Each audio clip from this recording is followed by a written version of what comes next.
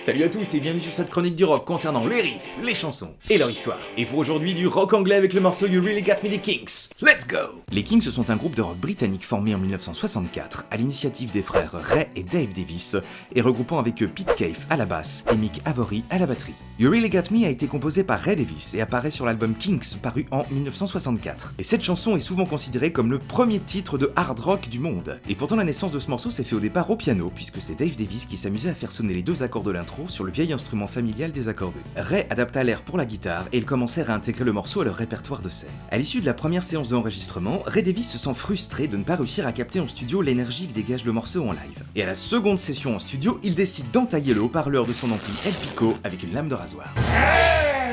Et puis parce qu'il est bien vénère, il décide de lui balancer quelques coups de pied. Espèce d'ampli de merde, tu vas nous faire décrocher un tube, oui! Pour expliquer cet énervement, il faut savoir que les Kinks à ce moment-là étaient vraiment à deux doigts de se faire virer de leur label et que cet enregistrement était peut-être le dernier moyen de décrocher un hit. En tous les cas, les coups de pied et le coup de rasoir provoquèrent des vibrations parasites dans l'ampli. Et c'est ce qui donnera ce son saturé à la guitare qui est vraiment caractéristique du morceau et totalement innovant pour l'époque. En tous les cas, ça fut une séance rondement menée puisque le morceau se placera en première position dans les charts britanniques uniquement 2 semaines après sa sortie. Concernant l'aspect guitaristique, il est difficile de parler de You Really Got Me sans évoquer l'utilisation des power chords, des accords de puissance. De quoi? Et ben les power chords, c'est des positions d'accords qui ont cette tronche-là et qui sonnent comme ça. Ha! Et le grand avantage de cette technique, c'est qu'on a juste besoin de décaler ça où on veut sur le manche en conservant les positions, et on peut faire sonner à peu près n'importe quoi.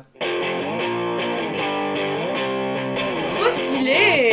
C'est les power chords, bébé, c'est les power chords. Oh yeah.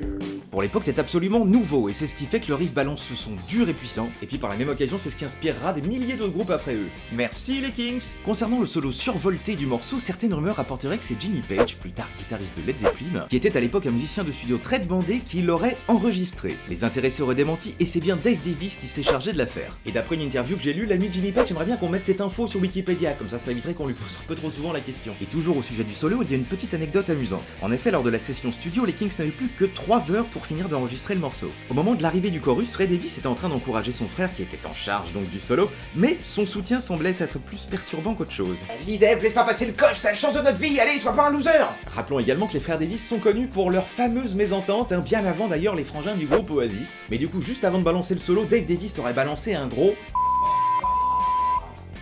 Mais bon, la piste était bonne, donc Ray Davis a décidé de couvrir le truc avec un gros Oh no! Mais si vous tendez l'oreille derrière, vous devriez entendre cette sympathique exclamation. Enfin du moins c'est ce que dit la légende, parce que personnellement j'ai essayé d'écouter le truc au moins 50 fois, mais à part le Oh no! J'entends rien d'autre. Mais je vous laisse tenter votre chance, ça se situerait exactement à 1 minute 14 secondes. Donc si jamais vous l'entendez, n'hésitez pas à laisser un commentaire sous cette vidéo pour me signaler que vous avez donc une oreille paranormale. Et bien voilà, cet épisode est à présent terminé, j'espère qu'il vous a plu. Si vous êtes guitariste, vous pouvez cliquer ici afin de découvrir le tutoriel associé à cette vidéo. Et si vous ne connaissiez pas la technique des power chords, je pense que celle-ci devrait vraiment vous plaire. N'oubliez pas également de laisser un petit pouce bleu, de vous abonner au Galago Chronique ou bien d'en parler à vos amis, qui sait. Enfin quoi qu'il arrive, n'oubliez pas d'être heureux et que le rock soit avec vous. Ciao les gens.